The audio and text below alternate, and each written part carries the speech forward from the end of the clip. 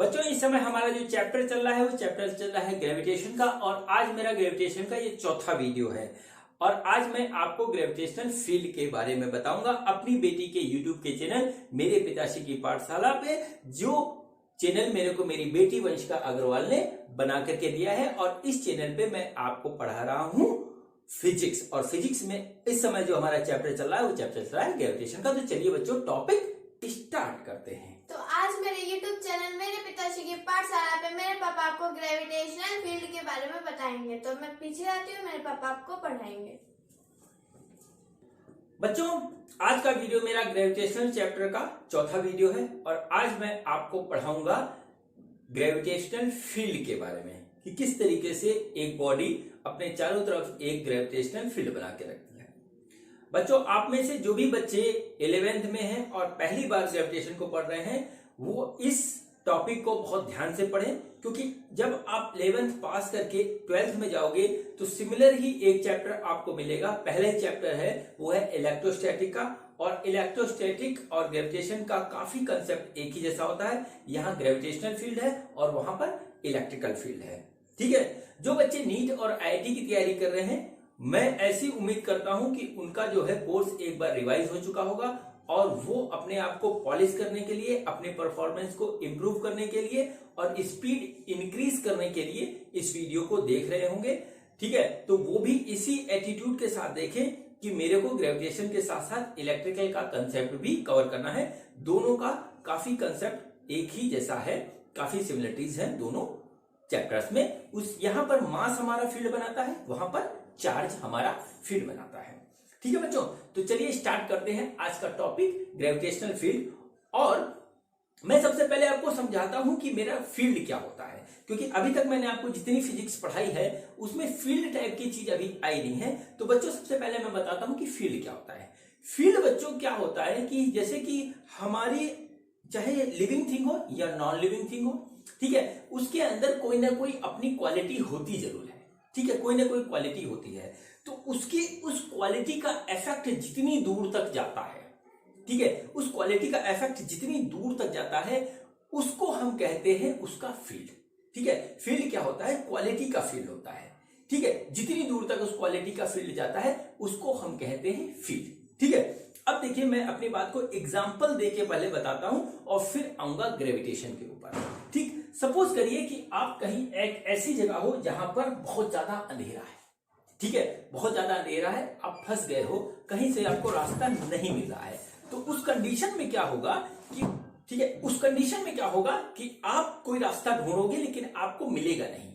अब जो है देखिए क्या हुआ कि उसी अंधेरे में कहीं पर किसी ने एक बल्ब जला दिया। ठीक है, किसी ने एक बल्ब इस तरीके से जो है यहां पर जला दिया। ठीक, अब क्या हुआ कि ये बल्ब जो है ऐसे जला, सपोज करिए ये हमारा एक तरीके से बल्ब है और ये इसका हो गया देखिए फिलामेंट, ये इस तरीके से फिलामेंट हो गया और ये इसकी रोशनी हमारे चारों तरफ जो है फैल गई इस तरीके से। ठीक है, इस तरीके से इसकी रोशनी चारों तरफ हमारी फैल गई। अब ये रोशनी यहां से बल्ब से दूर तक जाएगी, जितनी दूर तक जा सकती है वहां तक ही जाएगी रोशनी। अब देखिए क्या होता है कि इस बल्ब की रोशनी जितनी दूर तक जा रही हुई वो इस बल्ब का फील्ड हो गया, क्योंकि इस बल्ब की क्वालिटी है कि ये अपना जो है चारों तरफ जो है लाइट कर रहा है, प्रकाश फैला रहा है, तो ये इसकी क्वालिटी हो गई। तो जितनी दूर तक इस बल्ब की रोशनी जाएगी वो इसका फील्ड हो गया और एक रेंज होगा जिसके बाद इसकी रोशनी जाना बंद हो जाएगी। ठीक है, उसके बाद इसकी रोशनी नहीं जाएगी। तो और इसकी एक खासियत देखिए कि जहां पे बल्ब जल रहा है, वहां पर रोशनी सबसे ज्यादा तेज होगी और जैसे जैसे इससे दूर हटते चले जाएंगे इसकी रोशनी की इंटेंसिटी हमारी कम होती जाएगी, यानी कि इसकी फील्ड हमारी कम होती चली जाएगी। और ठीक है, अभी आप अंधेरे पे टहल रहे थे और मान लीजिए सडनली आपको इसकी हल्की सी भी रोशनी आपको दिखाई दी, तो क्या होगा कि आप इसकी रोशनी के इफेक्ट में आ जाओगे और जो है आप इसकी तरफ चले आओगे कि हो सकता है यहां पर हम चले जाएं तो हमको जो है कुछ रिलैक्स मिल जाए, कुछ खाने को मिल जाए, सोने को मिल जाए और हमारी प्रॉब्लम जो है रात भर के लिए दूर हो जाए। तो वो आप इस रोशनी की तरफ अपने आप चले आओगे। तो क्या हुआ कि इस बल्ब की फील्ड हुई, इसके द्वारा निकलने वाली लाइट, और उस लाइट के इफेक्ट से आप इसकी तरफ अट्रैक्ट हो गए, तो ये इस फील्ड का इफेक्ट हुआ। ठीक है, अब चलिए यही बात मैं आपको एक दूसरा एग्जाम्पल देकर के बताता हूं, और वो एग्जाम्पल बड़ा प्यारा है। वो एग्जाम्पल है एक फ्लावर का। सपोज करिए कि एक हमारे पास एक बड़ा ही प्यारा सा खूबसूरत सा फ्लावर है, ठीक है, एक फ्लावर है इस तरीके से, और इस फ्लावर की एक प्रॉपर्टी है कि ये हमारा जो है एक स्वीट स्मेलिंग फ्लावर है, ठीक है, स्वीट स्मेलिंग फ्लावर है। और इस फ्लावर से जो है हमारा जो है बहुत ही स्वीट स्मेल इधर से आ रहा है, ठीक है, इस तरीके से एक स्वीट स्मेल इसकी तरफ से चारों तरफ से इसकी फैल रही है, ठीक है। और मान लीजिए आप हो, आप कुछ सोचते जा रहे हो, टेंशन में हो या पता नहीं किस में हो, मूड में हो, आपको पता नहीं मूड क्या, आप जा रहे हो, लेकिन क्या होता है कि आप इस फ्लावर की स्वीट स्मेल के इफेक्ट में आते हो, तो आप एक क्षण के लिए क्या होता है भूल जाते हो कि क्या सोच रहे थे, और आप सोचते हो अरे बड़ी प्यारी खुशबू आ रही है, बड़ा अच्छा लग रहा है। तो क्या हुआ कि आप इस फ्लावर के द्वारा जो इसकी फील्ड है, स्मेल की फील्ड है, उसके इफेक्ट में आ गए, और आपका अटेंशन एक बार इसकी स्मेल की तरफ चला आया। तो क्या हुआ कि इसके द्वारा जो हमारी स्वीट स्मेल फैल रही हुई, ये इस फ्लावर का हुआ हमारा फील्ड, फ्लावर के स्वीट स्मेल का फील्ड हुआ। जो भी इस फील्ड के इफेक्ट में आता है उसका अटेंशन इसकी तरफ आ जाता है। तो बच्चों क्या हुआ, ये इसका फील्ड हुआ। तो देखिए इसकी क्वालिटी क्या हुई, इसकी क्वालिटी हुई इसके द्वारा निकलने वाला लाइट, और इसकी क्वालिटी क्या हुई, इसकी क्वालिटी हुई इसके द्वारा निकलने वाला हमारा स्वीट स्मेल। ये हो गया इसकी क्वालिटी। तो बच्चों ये मेरा आपको समझाने का अपना तरीका था, जो मैंने खुद ही निकाला है ताकि आपको बात समझ में आए। ऐसा किसी किताब में नहीं लिखा हुआ, लेकिन होता ऐसा ही है बच्चों हमारा ग्रेविटेशन फील्ड। अब मैंने आपसे एक बात कही कि हर बॉडी में कुछ ना कुछ क्वालिटी होती है, हर बॉडी में कुछ ना कुछ क्वालिटी होती है, और उस क्वालिटी के कारण वो जहां तक वो क्वालिटी फैलती है, उस क्वालिटी को हम कहते हैं उसका फील्ड। अब बच्चों आते हैं बच्चों ग्रेविटेशनल बॉडीज के ऊपर, ठीक है, ग्रेविटेशनल बॉडीज के ऊपर, ठीक, और यहां पे हेडिंग डालते हैं ग्रेविटेशनल फील्ड। तो ये हो गया हमारा ग्रेविटेशनल फील्ड, ये हमारी पड़ी हेडिंग ग्रेविटेशनल फील्ड। इसको हम ये भी कह सकते हैं ग्रेविटेशनल फील्ड स्ट्रेंथ, ठीक है, या इंटेंसिटी, ठीक है, इंटेंसिटी। और यही बच्चों हमारी जी का भी काम करती है जब हमारी बॉडी होती है अर्थ जब हमारी बॉडी होती है, तो यही चीज बच्चों हमारा जी का काम करती है। अब देखिए क्या हुआ, जिस तरीके से मैंने आपसे कहा कि हर एक बॉडी में चाहे लिविंग हो चाहे नॉन लिविंग हो, उसके अंदर एक क्वालिटी होती है। तो हमारी जो है एक जो है नॉन लिविंग बॉडी है इस तरीके से, और उसका मास है m, मास सब में होगा, ठीक है, ये हो गया मास उसका m। तो क्या होता है, इसके अंदर एक क्वालिटी होती है कि ये अपने चारों तरफ जो है एक फील्ड बना के रखता है। उस फील्ड को हम कहते हैं ग्रेविटेशनल फील्ड। उस फील्ड के इफेक्ट में अगर कोई हमारा छोटा सा पॉइंट मास आ जाता है, तो वो इसकी तरफ अट्रैक्ट हो जाता है, और इनके बीच में एक जो है फोर्स ऑफ अट्रैक्शन डेवलप हो जाता है, जो मैंने पहले चैप्टर में आपको बताया था, पहले वीडियो में मैंने आपको बताया था कि दो बॉडीज, ठीक है, अलग अलग मासेस की अगर r डिस्टेंस पे रखी तो उनके बीच में फोर्स ऑफ अट्रैक्शन रहता है। फोर्स ऑफ अट्रैक्शन का जो कारण होता है वो होता है इसके कारण डेवलप किया गया फील्ड, और इसके फील्ड के इफेक्ट में जब कोई दूसरा मास आता है तो इसके इफेक्ट में आता है, और दोनों के बीच में हमारा फोर्स ऑफ अट्रैक्शन डेवलप हो जाता है, ठीक है, हमारा फोर्स ऑफ अट्रैक्शन डेवलप हो जाता है, ठीक। और ये जो है E जो है E हमारा इस डायरेक्शन में होता है, और ये होता है, और ये जो फील्ड होती है ग्रेविटेशनल फील्ड जो होती है बच्चों, ग्रेविटेशनल फील्ड होती है फोर्स पर यूनिट मास, फोर्स पर यूनिट मास होती है।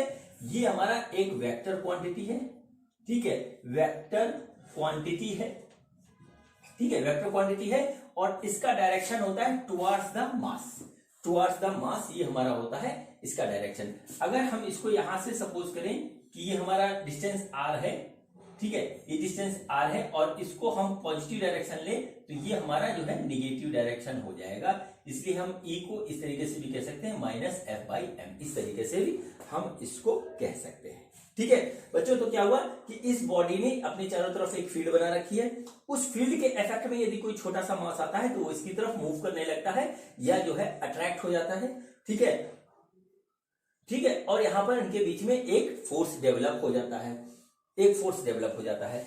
अब बच्चों इस बॉडी ने फील्ड बना रखी है, इसमें हमने एक मास रखा, तो हम क्या करते हैं, इसको बोलते हैं टेस्ट मास, नोट कर लीजिए, इसको बोलते हैं हम टेस्ट मास।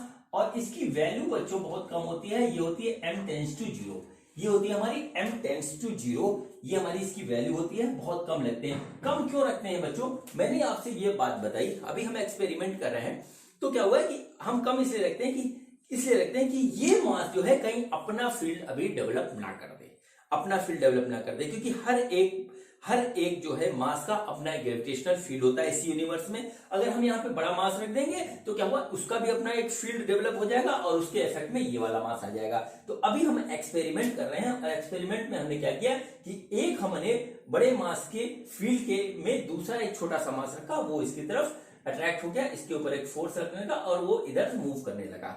ठीक है, तो ये हमारा होता है जिसकी स्ट्रेंथ होती है, इसकी फील्ड की स्ट्रेंथ होती है E बराबर F/m, इसका डायरेक्शन अपोजिट होता है इसलिए -F/m हमने इस तरीके से रख दिया। ठीक है बच्चों, अब देखिए हम आपको बता चुके हैं न्यूटन्स लॉ ऑफ ग्रेविटेशन में हमारा क्या था कि दो बॉडीज के बीच में अगर फोर्स लगती है तो फोर्स हमारे पास होती है Gmm/r², इस तरीके से होती है। ठीक है, अब देखिए यदि हमको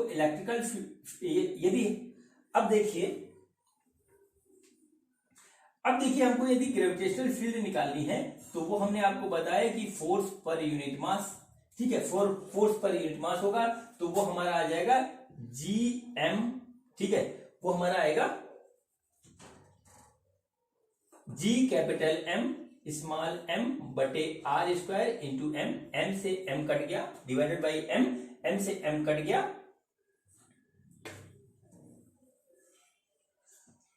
ठीक आएगा G_M into small m divided by r² divided by small m, force पर यूनिट मास। देखिए m से m कट गया, फाइनली जो हमारा निकल के आया वो आया Gm डिवाइडेड बाई r²।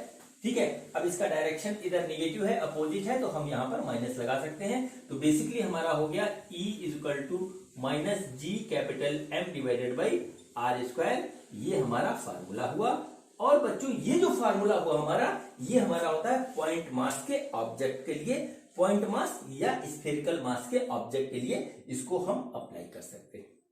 ठीक है, तो ये हमारी यहां पर हुई बात। अब देखिए एक नई बात करते हैं यहाँ पे आकर के, और देखिए वो बात क्या है। जैसे मैंने आपको बताया कि E equal to F divided by m, यानी फोर्स पर यूनिट मास। यदि हम इस तरीके से देखें तो हम देखते हैं कि इसकी यूनिट क्या है। तो यूनिट बच्चों क्या आ रही है हमारी, ये हो गया हमारा न्यूटन, ठीक है, ये हमारा हो गया न्यूटन और ये हो गया हमारा केजी। तो हमारा क्या आ गया इस तरीके से, न्यूटन होता है हमारा केजी मीटर पर second square divided by KG. तो देखिए केजी से केजी कट गया, हमारा आ जाएगा मीटर पर सेकेंड स्क्वायर, और ये हमारा इस तरीके से आ गया E। अब देखिए इसकी जो यूनिट आई है ग्रेविटेशनल फील्ड की, वो आई है मीटर पर सेकेंड स्क्वायर। और ये बच्चों यदि ध्यान से देखें तो हमारा जो मीटर पर सेकेंड स्क्वायर होता है वो एक्सेलरेशन का जो है यूनिट होता है, यानी कि एक तरीके से जो फील हुई वो हमारा एक्सेलरेशन का काम कर रही है। अब यदि ये वाला मास हमारा यदि होता है अर्थ, अपनी अर्थ, यदि हमारा जो है ये वाला मास क्या है, वो है अर्थ, ठीक है, तो इसकी फील्ड क्या हुई, इसकी फील्ड हुई बच्चों एक्सेलरेशन ड्यू टू ग्रेविटी।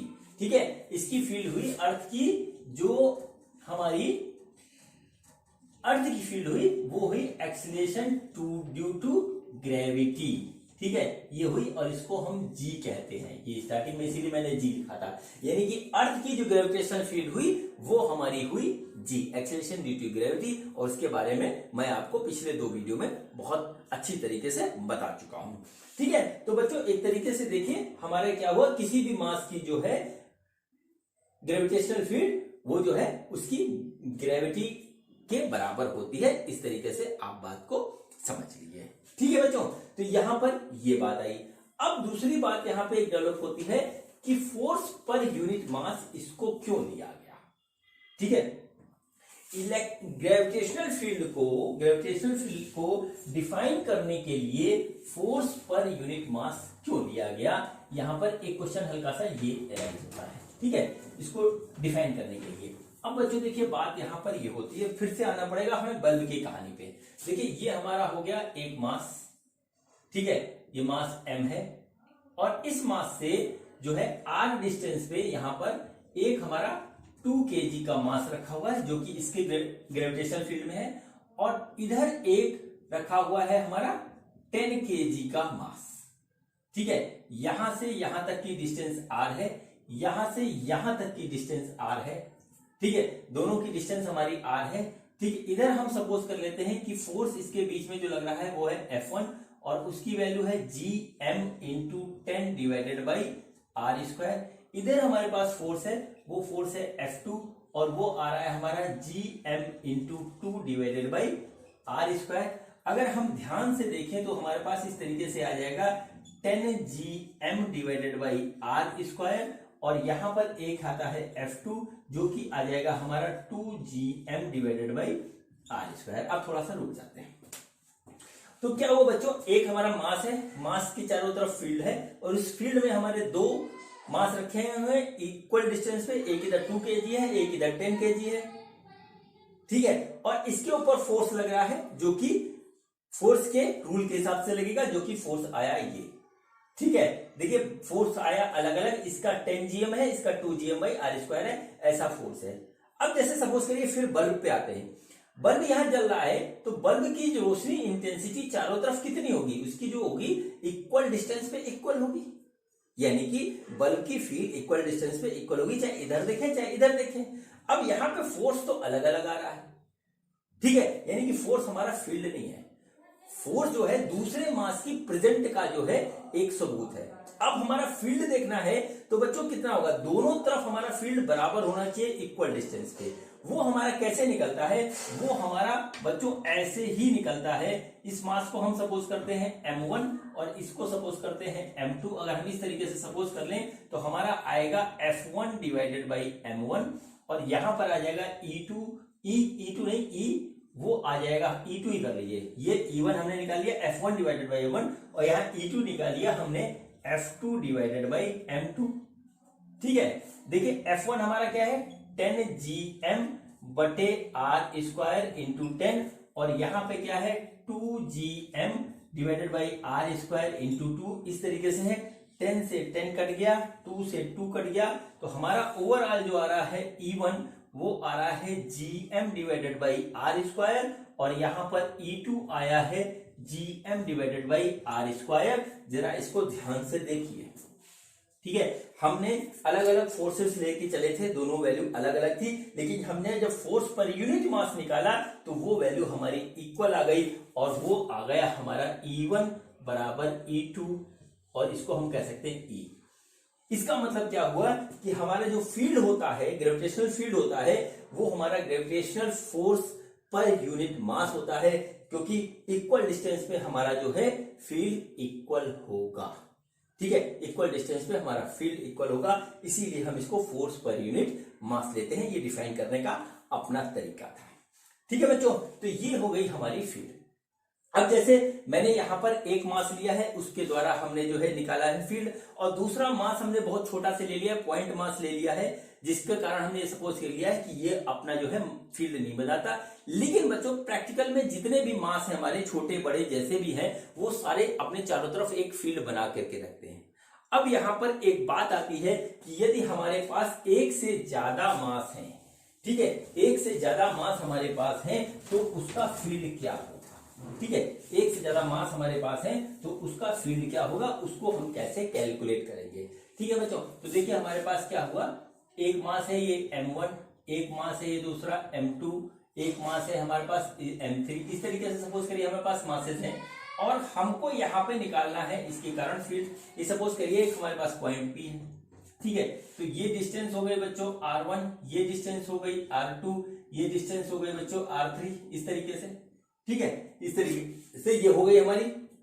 अब क्या होगा, सपोज करिए इसके कारण जो है, इसके कारण जो फील्ड होगी वो E1 इधर होगी, E2 इसके कारण इस डायरेक्शन में होगी, और E3 इस डायरेक्शन में इसके कारण होगी।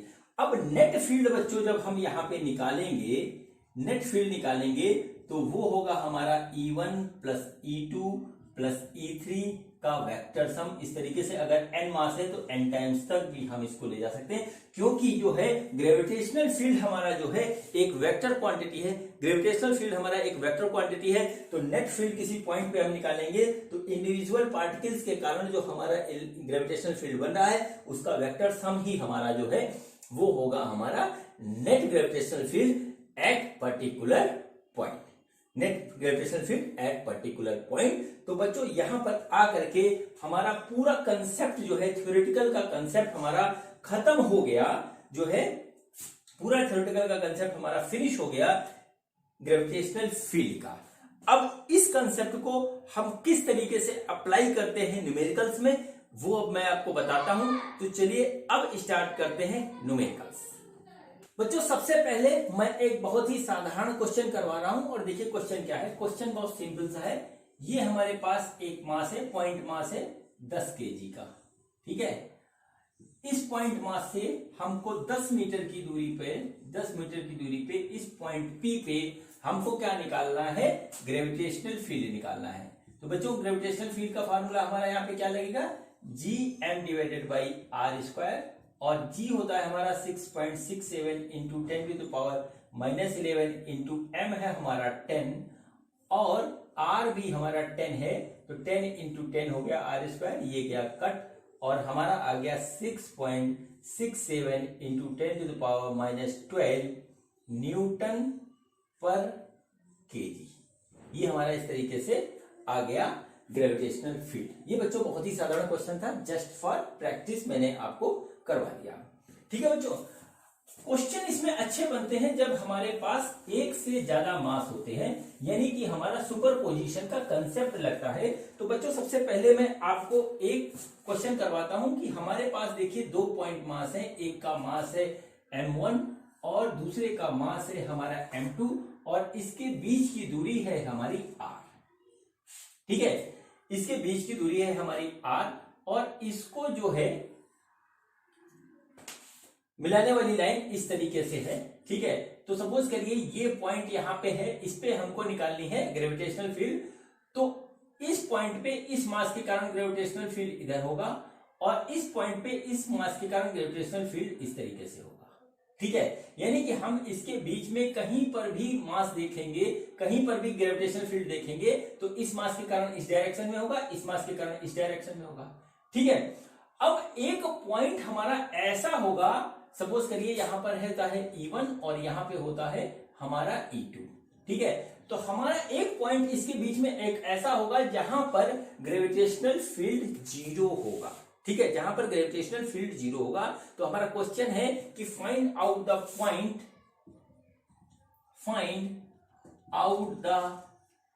पॉइंट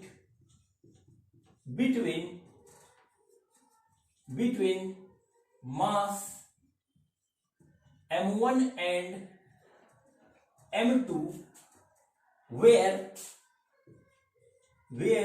gravitational field is 0, ठीक है। ग्रेविटेशनल फील्ड इज 0, और वो मास हमको निकालना है, मतलब वो पॉइंट हमको निकालना है m1 से। m1 से वो पॉइंट हमारा कितनी दूर है, ठीक है, ये हमको निकालना है। तो बच्चों हम क्या करते हैं, हम सपोज कर लेते हैं कि m1 से x डिस्टेंस की दूरी पे हमारा जो है एक पॉइंट है जहां पर हमारा ग्रेविटेशनल फील्ड 0 है, ठीक है। इस तरीके से हमने सपोज कर लिया, तो m2 से उसकी डिस्टेंस हो जाएगी बच्चों r माइनस एक्स। इस तरीके से m1 से x है, तो m2 से जो है r माइनस एक्स हो जाएगी।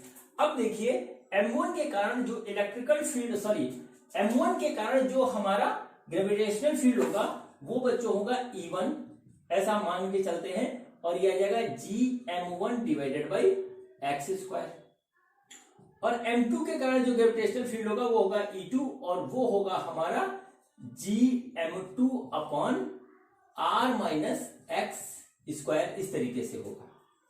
अब जिस पॉइंट पे हमारा E1 और E2 बराबर हो जाएगा, उसी पॉइंट पे हमारा जो है ग्रेविटेशनल फील्ड होगा 0। तो हमने क्या किया, E1 E2 को बराबर कर दिया, तो देखिए क्या Gm1 divided by x square equal to Gm2 divided by r minus x square. इस तरीके से G से G कट गया, ठीक है, जी से जी कट गया, हमारे पास जो आया हम उसको लिखते हैं। तो बच्चों आएगा m1 अपॉन एक्स स्क्वायर बराबर m2 upon r minus x का होल स्क्वायर। ठीक है, हम अंडर रूट लेते हैं, ये आ जाएगा under root m1 divided by x बराबर under root m2 divided by r minus x. इस तरीके से हो गया। ठीक है, इसको इधर मल्टीप्लाई करेंगे, उसको उधर मल्टीप्लाई करेंगे, तो आ जाएगा r under root m1 minus x under root m1 बराबर x अंडर रूट m2। इस तरीके से आ गया।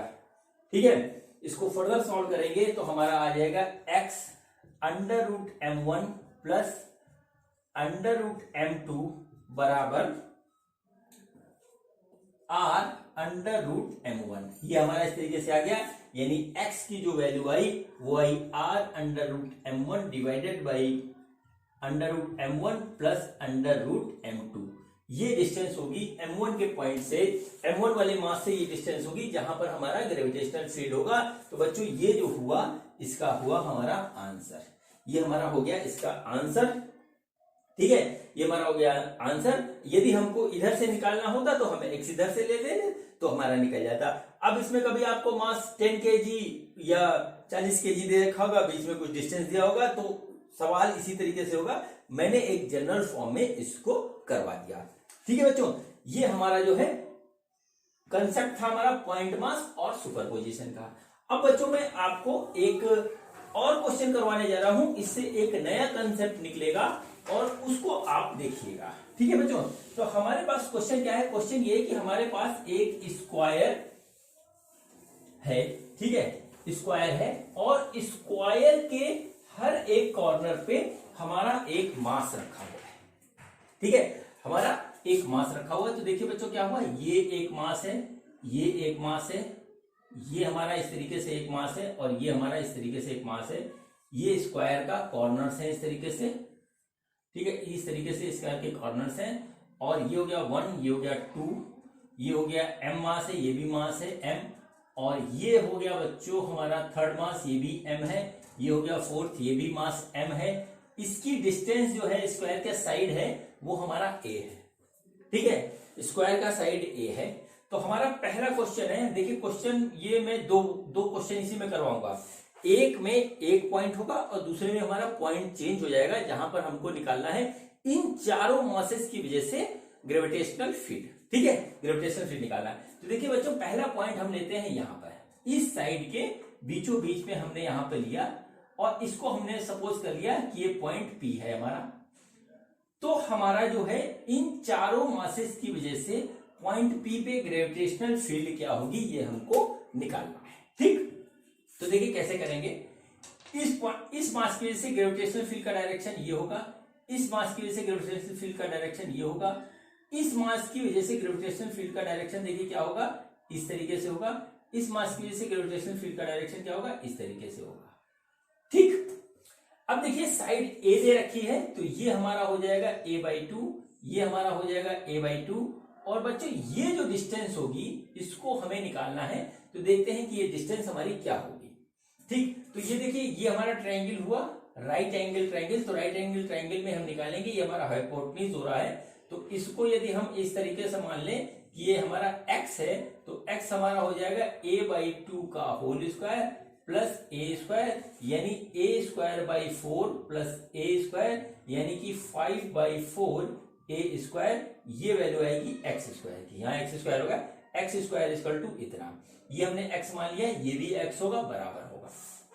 ठीक है बच्चों, अब हमको निकालना है यहाँ पर नेट ग्रेविटेशनल फील्ड। ठीक है, नेट ग्रेविटेशनल फील्ड हमें निकालना है। बच्चों देखिए ये क्या हुआ, इसको हम मान लेते हैं कि ये हो गया हमारा E1, ये हो गया हमारा E2, ये हमारा हो गया E3 और ये हमारा हो गया E4। ठीक है, E4। जरा हम इसको इस पॉइंट को यहां पे इस तरीके से बना लेते हैं। तो देखिए ये हमारा हो गया E1, ये हमारा हो गया E2 और ये हमारा इस तरीके से हो जा रहा है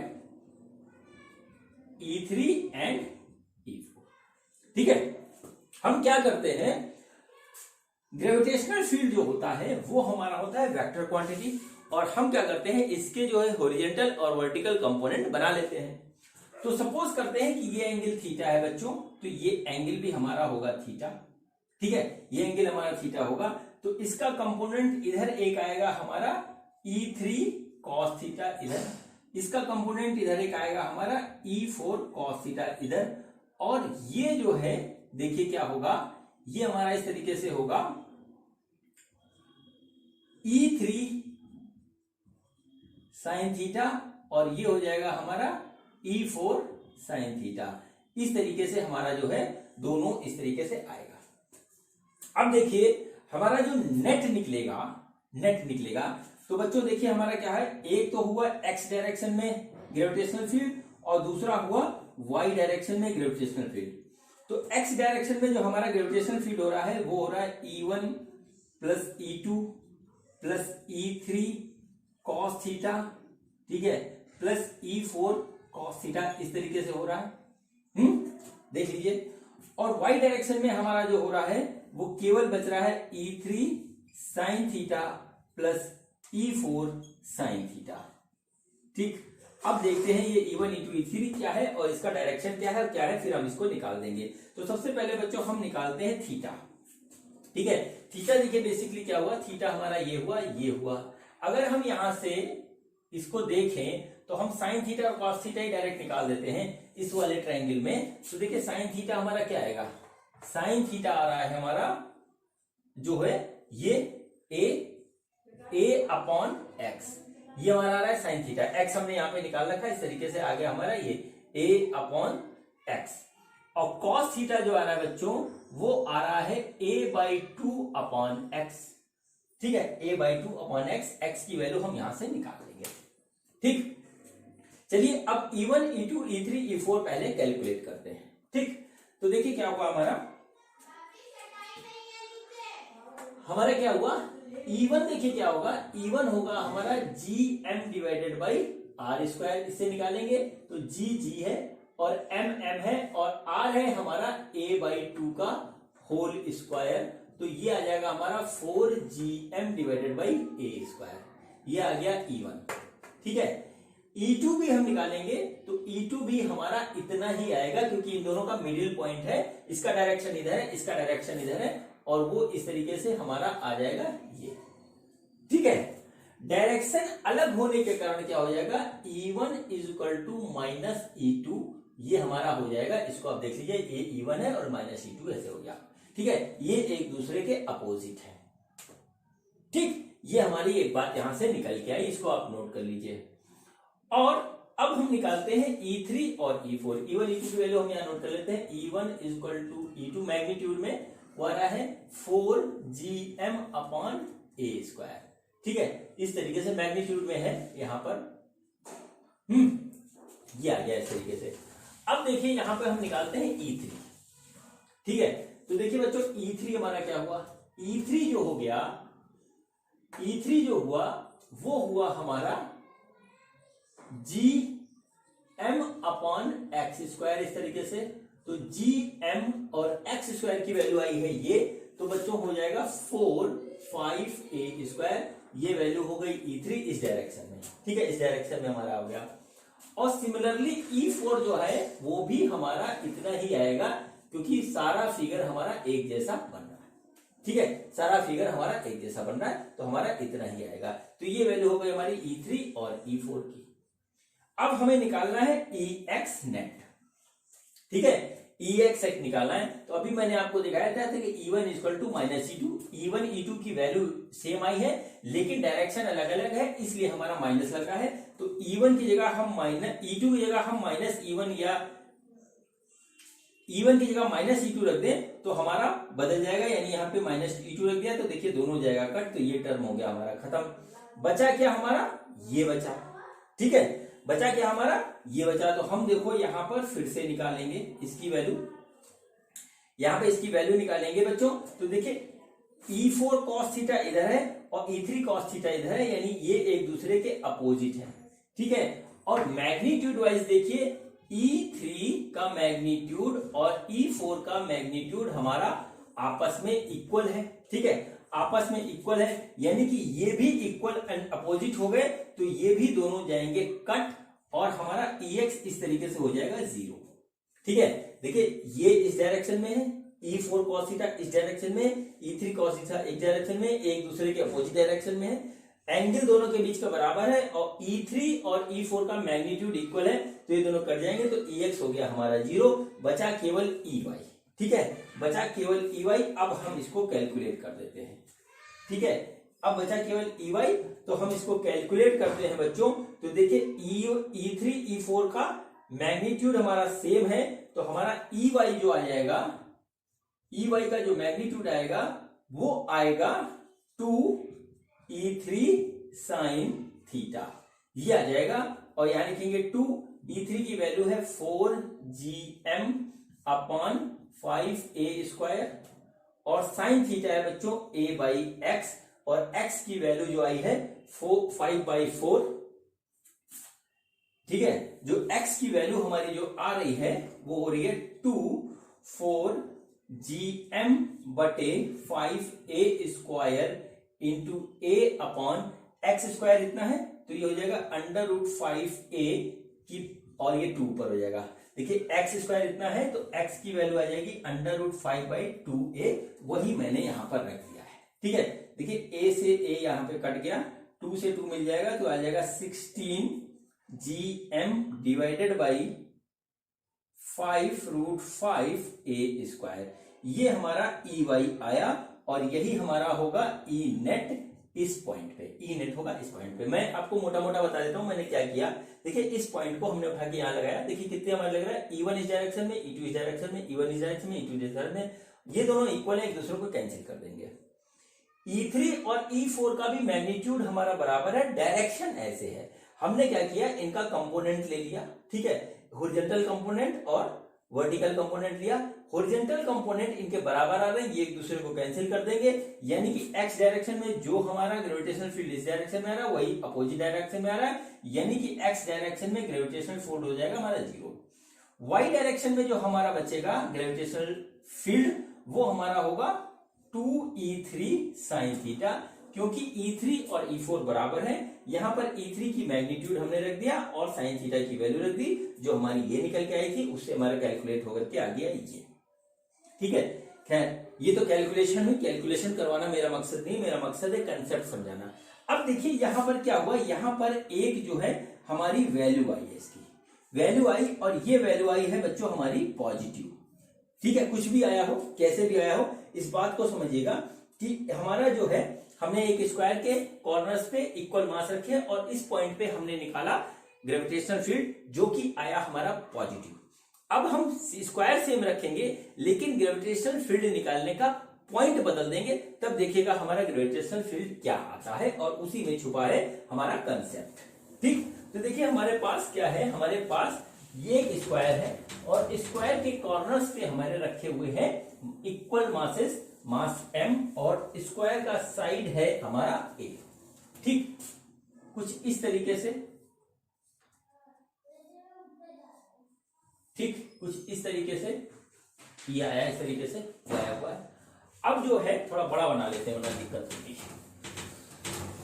ठीक, ये एक हो गया, ये दूसरा हो गया, ये तीसरा हो गया, ये चौथा हो गया,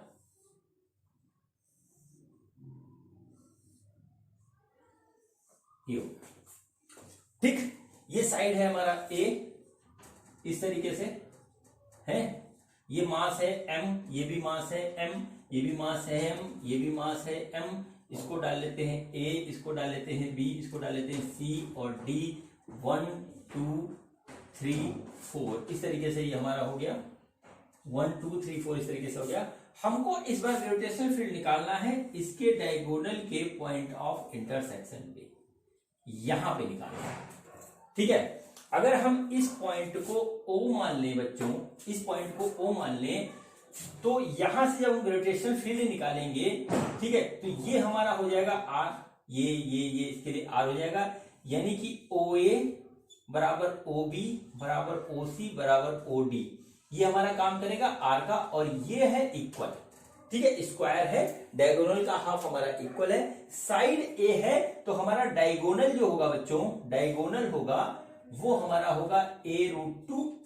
ठीक है, और ये जो आ जाएगा हमारा डायगोनल का हाफ है, OA हमारा क्या है, डायगोनल का हाफ है, तो हमारा जो R निकलेगा वो है डायगोनल का हाफ इस तरीके से, और ये है a/√2 डिवाइडेड बाई 2 यानी a/√2, ये हमारा हो गया डायगोनल, यानी R हमारी सपोज करिए ये चारों R हमारे बराबर हो रहे हैं, तो इस तरीके से हो गया। अब देखिए यहां पर एक चीज हमारी होगी कि हमारा ग्रेविटेशनल फील्ड का जो डायरेक्शन होता है वो टुवर्ड्स द मास होता है, टुवर्ड्स द मास होता है बच्चों। तो देखिए क्या होगा कि ये हमारा इस तरीके से, इसमें क्या होगा, इधर होगा, फर्स्ट मास के कारण हम E1 देख लेते हैं, सेकंड मास के कारण हमारा E2 हो जाएगा, थर्ड मास के कारण हमारा E3 हो जाएगा, और फोर्थ मास के कारण हो जाएगा हमारा E4।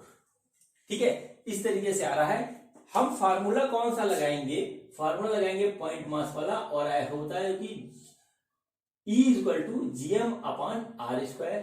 इस फार्मूले को जब अप्लाई करेंगे बच्चों तो हमारा जो E1 आएगा वो आएगा gm/a/√2 का स्क्वायर, यानी कि ये हो जाएगा 2gm/a², ये आ जाएगा हमारा E1। ठीक है, और E2 जो आएगा वो भी इसी तरीके से कैलकुलेट करेंगे, तो वो भी आ जाएगा 2gm/a² इसी फार्मूले से, और E3 जो हो जाएगा वो भी आ जाएगा 2gm/a², और E4 जाएगा वो भी हमारा आएगा 2gm/a²।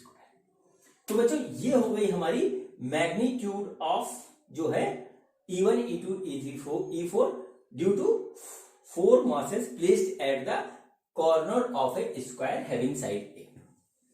अब देखिए इक्वल है और अपोजिट है, ठीक है, सारे देखिए इनकी जो है मैग्नीट्यूड सबका इक्वल है और अपोजिट है, यानी कि ये इसको कैंसिल कर देगा, ये इसको कैंसिल कर देगा, ये इसको कैंसिल कर देगा, ये इसको कैंसिल कर देगा, तो नेट जो है नेट E होगा हमारा, E नेट यदि हम मान लें, यानी कि नेट ग्रेविटेशनल फील्ड वो होगा हमारा E1 plus E2 plus E3, ठीक है, और प्लस E4, इस तरीके से हमारा निकलेगा। ठीक, अब देखिए क्या है कि E1 जो है वो E3 के अपोजिट है, ठीक है, और E2 जो है वो E4 के अपोजिट है, इस तरीके से माइनस डायरेक्शन में देखिए E1 इज -3, E1 इधर है, E3 इधर है, तो जो है माइनस है, E2 इधर है, E4 इधर है, तो एक दूसरे के माइनस है।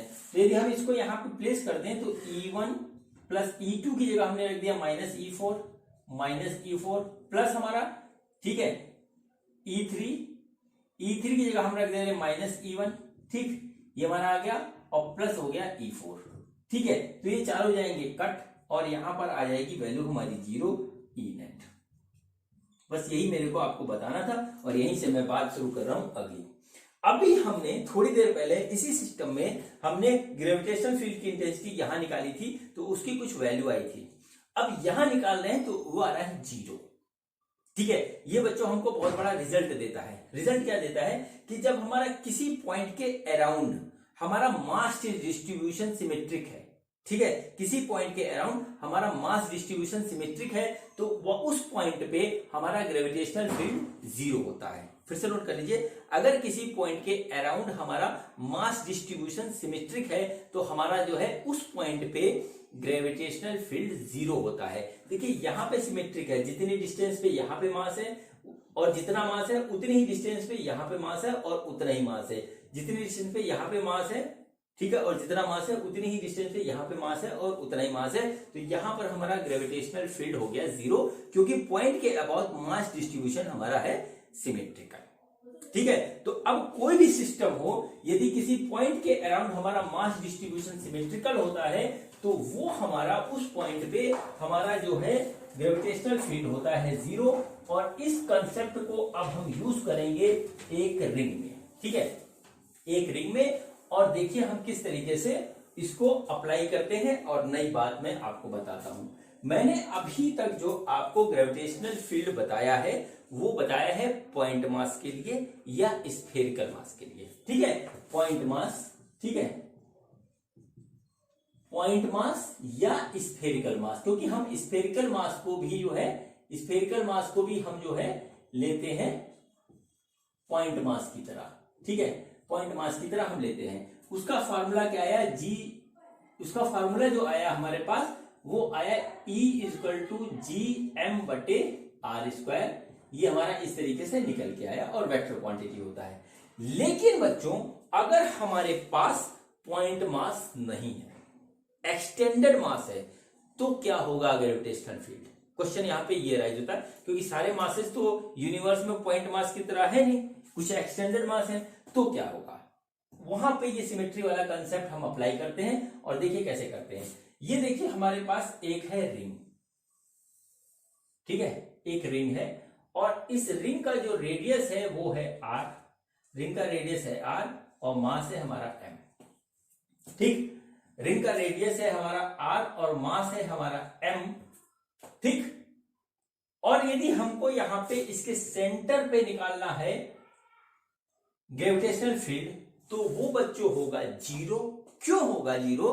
क्योंकि इस पॉइंट के अराउंड हमारा मास डिस्ट्रीब्यूशन जो है वो हमारा है सिमेट्रिक, वो हमारा है सिमेट्रिक, इसलिए इस रिंग के कारण इस पॉइंट पे जो है हमारा जो है ग्रेविटेशनल फील्ड होगा जीरो, ठीक। अब देखिए ये तो मैंने अभी जो आपको क्वेश्चन करवाया है उसके बेस पे मैंने आपको बता दिया कि जीरो होगा। अब इसको मैं प्रूफ करके दिखाता हूं। हमारा जो फार्मूला था वो पॉइंट मास के लिए था और ये जो रिंग है ये एक एक्सटेंडेड मास है। देखिए इतने बेर में इसका मास पूरा इस तरीके से फैला है। हम लेते हैं यहां पे इसका सेंटर और यहां पर एक छोटा सा मास लेते हैं डीएम, ठीक है, छोटा मास डीएम लेते हैं। तो यहां पर जो ग्रेविटेशनल फील्ड होगा वो होगा इस डायरेक्शन में। अब इसके अपोजिट हम लेते हैं यहां पे डीएम, सेम, इसके कारण जो होगा वो वो ग्रेविटेशनल फील्ड होगा इस डायरेक्शन में। ये दोनों देखिए सेम डिस्टेंस पे सेम मास है, तो ये दोनों होंगे इक्वल और कर देंगे कैंसिल, हो गया जीरो। अब हम यदि यही काम यहां पे करें तो भी हमारा ऐसे हो जाएगा, ठीक है। यही काम हम यहां पे करें तो भी हमारा देखिए ऐसे हो जाएगा। यही काम हम यहां पे करें तो भी हमारा देखिए इस तरीके से हो जाएगा। और हर हाल में हमारा जो है एक सेक्शन को काटने के लिए दूसरा सेक्शन हमारे पास तैयार है उसके अपोजिट, इसलिए नेट ग्रेविटेशनल फील्ड हमारा, इसलिए नेट ग्रेविटेशनल फील्ड हमारा हो जाता है यहां पर जीरो। ये तो हुई बात इस तरीके से। और दूसरी बात हुई कि इस पॉइंट के अराउंड हमारा जो डिस्ट्रीब्यूशन ऑफ मास है वो हमारा जो है सिमेट्रिक है, तो हमारा यहाँ इस पॉइंट पे हमारा जो हो गया ग्रेविटेशनल फील्ड हो गया जीरो। तो ये बात हुई बच्चों इसकी। अब यहां से नई बात जो है एराइज होती है, और वो क्या एराइज होती है? वो बच्चों ये एराइज होती है कि मान लीजिए इस रिंग को हम जो है ऐसा हाफ कर दें, ठीक है, और ये इसका सेंटर है, ठीक है, ये इसका सेंटर है। तो अब उस कंडीशन में यहां पर जो है ग्रेविटेशनल फील्ड हमारी क्या? क्योंकि देखिए अब इस पॉइंट के अराउंड मास का डिस्ट्रीब्यूशन सिमेट्रिक नहीं है, ऊपर वाले में मास है, नीचे वाले में मास नहीं है, तो जाहिर सी बात है कि यहां पर कोई ना कोई हमारा जो है ग्रेविटेशनल फील्ड की इंटेंसिटी होगी, और वो हम कैसे निकालेंगे? बात आई एक ये पहली, ठीक है, ये पहली आई। दूसरी बात आई कि हमारी जो है अगर हम इसको इस तरीके से और छोटा कर दें, ठीक है, छोटा कर दें, तो हमारा इस पॉइंट पे क्या होगा ग्रेविटेशनल फील्ड? अगर हमने इस तरीके से इसको कर दिया, एक क्वार्टर सर्किल ले लिया, रिंग को 4 पार्ट में इक्वल पार्ट में बांट दिया, तो हमारा यहाँ पे ग्रेविटेशनल फील्ड क्या होगा? क्योंकि अभी तो हमारा जो है मास डिस्ट्रीब्यूशन सेम नहीं रहा। तीसरी एक बात आई कि मान लीजिए ये एंगल अब हमने कर दिया यहाँ पे इस तरीके से 60 डिग्री, तो हमारा क्या होगा? इस तरीके की कई बात हमारे पास एराइज हुई, ठीक है, क्योंकि अब यहाँ पे ग्रेविटेशनल फील्ड की इंटेंसिटी हमारी जीरो नहीं होगी, ये बिल्कुल कंफर्म है, कुछ ना कुछ यहाँ पर होगा ही होगा। तो कितना होगा, किस तरीके से निकालेंगे? चलिए बात करता हूं मैं उसकी। अलग अलग केसेस को कंसीडर करने से अच्छा है मैं एक जनरल केस लूंगा, और उसमें जनरल केस में ये होगा कि हमारा एक जो है आर्क ऑफ रिंग है कुछ इस तरीके से। देखिए हमारे पास एक आर्क ऑफ रिंग है यहां पर, जो कि अपने सेंटर पे जो है एंगल बनाता है थीटा, ठीक है। ये थीटा कुछ भी हो सकता है, पाई हो सकता है, 2 पाई हो सकता है, पाई/2 हो सकता है, पाई/3 हो सकता है, एनी एंगल हो सकता है। तो हमारा उस कंडीशन में इस पॉइंट पे, इसके सेंटर पे जो है हमारा क्या होगा, ग्रेविटेशनल फील्ड, ये बच्चों हमको निकालना है। अब देखिए इसको हम निकालते हैं कैसे। ठीक है, तो बच्चों देखिए क्या हुआ कि हमने क्या किया, यहां पर एक छोटा सा, ये हमारा सपोज करिए एक हमारा इस तरीके से एक ये रिंग, आर्क ऑफ रिंग है, इसका मास है m, रेडियस ये वाला बच्चों दे रखा है r, और एंगल ये सब्सटेंड करता है सेंटर पे थीटा, ये हमको दे रखा है। अब देखिए इसको करेंगे कैसे, इसको देखिए करेंगे कि हम यहां पर एक ले लेंगे छोटा सा मास dm, ठीक है। इसके कारण जो हमारा ग्रेविटेशनल फील्ड होगा,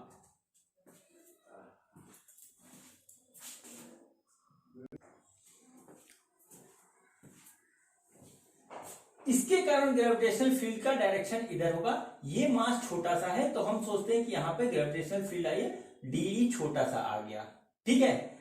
अब देखिए हमने क्या किया कि इसको यहां पे इस डायरेक्शन में निकाल लिया इस तरीके से, ठीक है। अब देखिए इसके अपोजिट साइड में भी हमारा जो है सेम मास, यदि हम इस तरीके से काट लें तो ये हमारा हो जाएगा डीई इस तरीके से, ठीक है। डी नहीं, ये मास हमने सेम यहां पे काट लिया डीएम, और इस डीएम मास की वजह से जो हमारा ग्रेविटेशनल फील्ड होगा उसका डायरेक्शन कुछ इस तरीके से होगा, और ये हो गया हमारा इस तरीके से डीई, ठीक है, इस तरीके से डीई हो गया। अब देखिए क्या हुआ कि ये अलग, इस पॉइंट, इस मास को हम पॉइंट मास की तरह कंसीडर कर सकते हैं, और इस मास को भी हम पॉइंट मास की तरह कंसीडर कर सकते हैं, और पॉइंट मास की वजह से जो फार्मूला यहां लगेगा उससे हम जो है ग्रेविटेशनल फील्ड निकाल लेंगे, और वो आएगा जी डी एम बटे r square, G D M बटे आर स्क्वायर ये आएगा। इस तरीके से इस पूरे रिंग को हम छोटे छोटे पॉइंट मासेस में जो है जो ब्रेक कर लेंगे, और उसके बाद जो है हर एक पॉइंट मास की वजह से जो हमारा निकल के आएगा ग्रेविटेशनल फील्ड, उसका हम कर देंगे वेक्टर सम, और हमारा net field due to this arc ring हमारा निकल के आ जाएगा। ये बच्चों कंसेप्ट इसमें लगेगा। अब देखिए इस कंसेप्ट को अप्लाई कैसे करते हैं, ठीक है। इस कंसेप्ट को हम अप्लाई कैसे करते हैं, तो उसके लिए मैं इस रिंग को जो है दोबारा बनाता हूं, और इसमें कुछ ऐसे रेफरेंस डालेंगे जिससे काम हो जाएगा हमारा इजी, तो देखिए बच्चों ये हमारी हो गई इस तरीके से रिंग, और ये हमारा हो गया रिंग, और ये हो गया उसका सेंटर रिंग का, ये रेडियस हो गया बच्चों r, मास है इसका m, ये एंगल है हमारा थीटा, ठीक है, ये एंगल थीटा है। हम क्या करते हैं, सबसे पहले इसको दो इक्वल पार्ट में इस तरीके से यहां से कट कर देते हैं, ठीक है। जब इसको कट करेंगे तो इधर वाला एंगल हो जाएगा थीटा बाई 2, और इधर वाला एंगल भी हो जाएगा हमारा थीटा बाई 2, ठीक। अब देखिए उसके बाद हम क्या करते हैं कि यहां से एक जो है वर्टिकल से अल्फा एंगल पे, ठीक है, वर्टिकल से अल्फा एंगल पे, ये एंगल अल्फा है, एक डी अल्फा सेक्शन लेते हैं जो कि यहां पे डी एक्स लेंथ देता है, जिसका मास हमारा डीएम है। फिर से देख लीजिए आप एक बार, हमने क्या किया कि इस रिंग को दो पार्ट में बांट दिया, ठीक है, आधा इधर आधा उधर है, जिससे ये एंगल थीटा जो था वो थीटा बाई 2 और थीटा बाई 2 में कट हो गया। और वर्टिकल से अल्फा एंगल पे हमने क्या किया, एक डी अल्फा का एक छोटा सा सेक्शन लिया, और जो कि हमारा डी एक्स का आर्क काट रहा है, और उसका मास है हमारा डीएम। इस डीएम की वजह से एक छोटा सा हमारा ग्रेविटेशनल फील्ड डेवलप होगा, जिसकी वैल्यू होगी जी डी एम बटे आर स्क्वायर, जिसकी वैल्यू होगी हमारी जी डी एम बटे आर स्क्वायर। इस तरीके से ये हमारा निकल के आ गया, ठीक। अब देखिए हम क्या करते हैं कि इस साइड में भी, इस वर्टिकल लाइन के इस साइड में भी एक हम छोटा सा डी एक्स ले लेते हैं, सेम इस तरीके से, एंगल इसका अल्फा है, मास इसका डीएम है, इस तरीके से हमने ले लिया, ठीक है। और इसकी वजह से जो हमारा ग्रेविटेशनल फील्ड आ रहा है वो ऐसे हो गया, ये हमारा पॉइंट O है। अब हम इसको थोड़ा यहां पे बनाते हैं, फिर आपको हम दिखाते हैं कि हो क्या रहा है, ठीक है, दिखाते हैं हो क्या रहा है, ठीक है। ये हमारा पॉइंट हो गया O। इसके कारण जो है इधर एक हमको ग्रेविटेशनल फील्ड मिला ऐसे, और दूसरा ग्रेविटेशनल फील्ड मिला हमको इस तरीके से ये, ठीक। इसका एंगल वर्टिकल से अल्फा था, इधर अल्फा था। तो बच्चों अगर हम इस DE के कंपोनेंट काटे तो हमारा आ जाएगा DE साइन अल्फा इस तरीके से, और इधर आ जाएगा हमारा DE साइन अल्फा इसकी वजह से, और इधर हमारा आ जाएगा DE कॉस अल्फा, और ये आ जाएगा हमारा DE कॉस अल्फा, यहां पे आ गया, ठीक है। अब बच्चों ये इक्वल एंड अपोजिट है, देखिए ये इक्वल एंड अपोजिट है, एक दूसरे को कैंसिल कर देंगे, यानी कि हॉरिजॉन्टल डायरेक्शन में हमारा कोई भी फील्ड हमको नहीं मिलेगा, हमारा सिर्फ वर्टिकल डायरेक्शन में टुवर्ड्स द मास जो है हमको फील्ड मिलेगा, और वो होगा टोटल, यहां पर देखा जाए तो वो हो रहा है 2DE cos अल्फा, इस टाइप से हो रहा है, ठीक है। ये हमारा आ गया इस तरीके से। अब देखिए क्या हुआ कि अगर हम इस पूरे रिंग को काटते चले जाए खच खच खच खच खच खच खच खच खच खच खच, तो छोटा छोटा मास हमारा बन जाएगा, छोटा छोटा मास बन जाएगा। तो हर मासेस की वजह से जो हमारा कंपोनेंट मिलेगा वो इस डायरेक्शन में हमारा जो है ऐड होता जाएगा, और इस डायरेक्शन में हमारा कैंसिल हो जाएगा, ठीक है। इस डायरेक्शन में हमारा ऐड होता जाएगा, इस डायरेक्शन में हमारा कैंसिल होता चला जाएगा। तो क्या हुआ कि नेट जो हमको मिलेगा, नेट जो E मिलेगा, E नेट जो होगा बच्चों वो हमारा इसका सम होगा, ठीक है। जैसे हमारा बार बार मिलेगा DE cos alpha plus DE cos alpha, जितने भी हमारे होंगे D cos alpha plus DE cos alpha, इस टाइप से जितने भी हमारे जो है पॉइंट मास में इसको हम ब्रेक करेंगे तो वो हमारा जो है आ जाएगा, उसका सम, उसका वेक्टर सम जो है वो हमको दे देगा net gravitational field at the point O, ठीक है बच्चों। और इस तरीके से छोटे छोटे पॉइंट मास में काट करके जोड़ने की जो है प्रक्रिया को हम कहते हैं इंटीग्रेशन, हम कहते हैं इंटीग्रेशन, यानी कि सारे पॉइंट मासेस की वजह से जो हमारा नेट ग्रेविटेशनल फील्ड होगा, ठीक है, नेट ग्रेविटेशनल फील्ड होगा वो बच्चों हमारा हो जाएगा integration of DE cos alpha, ठीक है, वो हो जाएगा हमारा integration of DE cos alpha. तो अब बच्चों हम निकालेंगे DE क्या होता है, फिर उसके बाद उसका इंटीग्रेशन कर देंगे। हमारा जो है इस आर्क की वजह से जो इस पॉइंट पे ग्रेविटेशनल फील्ड है वो कैलकुलेट हो जाएगा। तो देखते हैं क्या है, ठीक है। देखिए DE हमारा ये रखा है तो हम यहां पे रख देते हैं इस तरीके से, तो हमारा हो गया GDM upon R² cos alpha, ये आ गया, ठीक है। अब सबसे पहले हम देखते हैं DM क्या होता है, फिर उसकी बात करेंगे, ठीक है। DM हम देखते हैं क्या होता है। देखिए ये रेडियस है R, एंगल है ये थीटा, ठीक है। तो इसकी लेंथ आर्क की हो जाएगी R थीटा हो गई। R थीटा का जो लेंथ है वो हमारा मास कितना कंटेन करता है, M, यानी यूनिट लेंथ जो हमारा मास कंटेन करेगा वो करेगा M/R थीटा, ठीक है, M/R थीटा। अब देखिए इसलिए dx लेंथ जो हमारा मास कंटेन करेगा वो करेगा M/R थीटा इंटू dx। अब देखते हैं dx क्या है बच्चों। इस सेक्शन को मैं थोड़ा सा बड़ा करके बनाऊं तो कुछ इस तरीके से बनेगा, ये हो गया dx, ये हो गया d अल्फा और ये हो गया r, ठीक है। तो अगर आप देखिए तो dx इक्वल टू हो जाएगा r d alpha, dx equal to हो जाएगा r d अल्फा। तो हम dx की जगह ये रख देते हैं, तो बच्चों हमने यहां पर रख दिया हमने r d अल्फा, तो r से r कट गया और ये फाइनली हमारा आया m/थीटा इंटू d अल्फा, और ये हमारा काम करेगा dm का, ठीक है, ये हमारा काम करेगा dm का, मतलब mass of this small element, DM का मतलब mass of this small element, ये हमारा आ जाएगा m/थीटा इंटू डी अल्फा, ठीक है। ये वैल्यू हम यहां पर रखते हैं और फिर देखते हैं कि उसके बाद हमारा क्या आता है, ठीक है। उसके बाद हमारा क्या आता है, तो बच्चों देखिए क्या हो गया g, ठीक है, g डीएम की वैल्यू आई है m/थीटा into d alpha cos alpha, और यहां पे आ रहा है नीचे r², हम इसको इस तरीके से लिख लेते हैं। तो हमारा जो निकल के आया बेसिकली इसमें से कांस्टेंट टर्म हम सब हटा देंगे, तो देखिए कांस्टेंट क्या है, g है कांस्टेंट, एम है कांस्टेंट, आर स्क्वायर कांस्टेंट है और थीटा कांस्टेंट है। थीटा यहाँ पे वेरिएबल नहीं है क्योंकि हमको ये एंगल दे रखा है, इसकी कोई वैल्यू नहीं है। वेरिएबल है हमारा अल्फा, तो इंटीग्रेशन के अंदर आता है हमारा कॉस अल्फा डी अल्फा। ठीक है, ये हमारा हो जाएगा ई नेट। ई नेट क्या है? Gravitational field at the point O. ठीक, अब देखिए हम कॉस अल्फा का करेंगे इंटीग्रेशन। अब हम देखते हैं रेंज क्या है।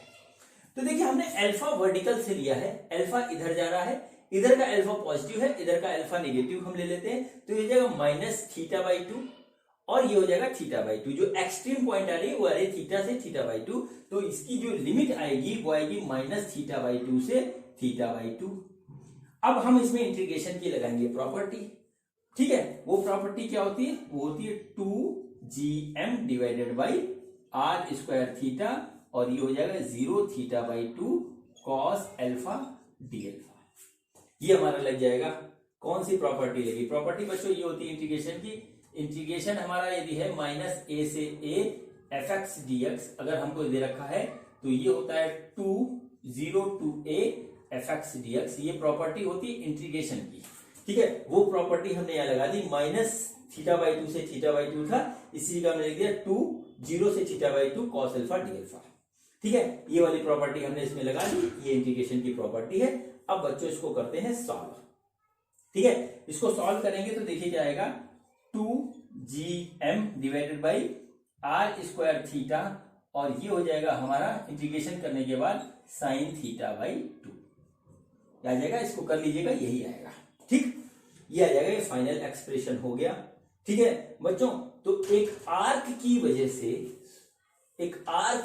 से जो हमारा ग्रेविटेशनल फील्ड बन रहा है उसके सेंटर पे वो बच्चों होगा हमारा, इसको नोट कर लीजिए, ई नेट जो होगा वो हमारा होगा 2gm बटे r square theta sine theta by 2। ये हमारा इस तरीके से निकल के आया। ठीक, ये हमारा फाइनल एक्सप्रेशन हुआ। यहां पर थीटा की वैल्यू कुछ भी हो सकती है, यहां पर थीटा की वैल्यू कुछ भी हो सकती है। अब देखिए हम यहां पर क्या करते हैं, हम यहां पे क्या करते हैं, थीटा की डिफरेंट वैल्यूज के लिए हम ग्रेविटेशनल फील्ड का जो है वैल्यू निकालते हैं सेंटर पे। ठीक है, ग्रेविटेशनल फील्ड की वैल्यू निकालते हैं सेंटर पे और देखिए क्या आता है, एग्जैक्टली यही आएगा। आप प्रैक्टिस करके देख लीजिएगा। ठीक है, प्रैक्टिस करके देख लीजिएगा। देखिए पहला हमारा जो है वो है हाफ रिंग। ठीक है, हाफ रिंग का सेंटर हो गया, इसका एंगल हो गया पाई, इसका एंगल हो गया पाई, यानी हमारा थीटा हो गया पाई के बराबर। इसको हम यहां रखते हैं तो देखिए क्या आएगा, 2gm divided by r square theta की जगह पाई और साइन पाई बाई 2। ये आ गया इस तरीके से। बच्चों साइन पाई बाई 2 होता है 1, तो हम इसको यहाँ पे मल्टीप्लाई 1 कर देंगे तो हमारा फाइनल ये आ जाएगा ई नेट। ठीक है, तो इसके लिए जो ई नेट हुआ हमारा, ई नेट एट ओ, यदि यहाँ पे कर लें इस तरीके से, ई नेट एट ओ हो जाएगा हमारा, वो आ जाएगा 2gm divided by r square pi. ठीक, ये हमारा पहला केस हुआ। दूसरा केस अब हम बनाते हैं। ठीक है, दूसरा केस हम बनाते हैं जब हमारा क्वाड्रेंट है, यानी कि हमारे पास जो है क्वार्टर ऑफ रिंग है और यहां पे थीटा की वैल्यू हो रही है हमारी पाई बाई 2। ठीक है, उस केस में क्या होगा, देखिए 2gm divided by r square, theta की वैल्यू हो गई हमारी pi by 2 into sine pi by 4। ये हमारा निकल के आएगा बच्चों। देखिए 2 ऊपर चला जाएगा तो हो जाएगा 4gm divided by r square pi और ये आ गया 1/√2। इस तरीके से ये आ गया 1/√2, तो ये आ गया हमारा 2√2 gm divided by r square pi. ये वैल्यू आ गई ई नेट की।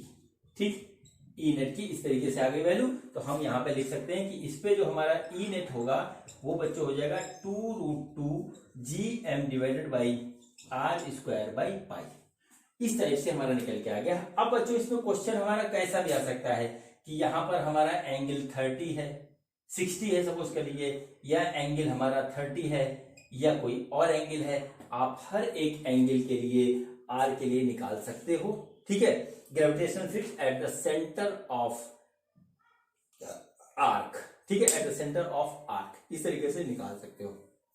तो बच्चों यहां पर ये जो मैंने आपको कंसेप्ट बताया है, इसमें क्या हुआ कि हमारा मास जो है वो एक्सटेंडेड मास है। एक्सटेंडेड मास को हम पॉइंट मास में छोटे छोटे बांट करके हर एक पॉइंट मास के कारण जो हमारा ग्रेविटेशनल फील्ड बनता है उसको कैलकुलेट करके फिर हम उसका वेक्टर सम कर देते हैं, तो हमारा नेट ग्रेविटेशनल फील्ड निकल के आ जाता है। ठीक, तो इस तरीके से बच्चों ये मेरा आज आपका ग्रेविटेशनल फील्ड का पहला जो है वीडियो कंप्लीट हुआ। अब नेक्स्ट वीडियो में मैं मिलूंगा आपको नेक्स्ट कंसेप्ट के साथ। वो कंसेप्ट है हमारा gravitational field due to solid sphere and hollow sphere. बहुत इंपॉर्टेंट कंसेप्ट है, उसका यूज बहुत है, तो इसको समझने के बाद आप वो जरूर देखिएगा और मिलते हैं नेक्स्ट वीडियो में। Thank you.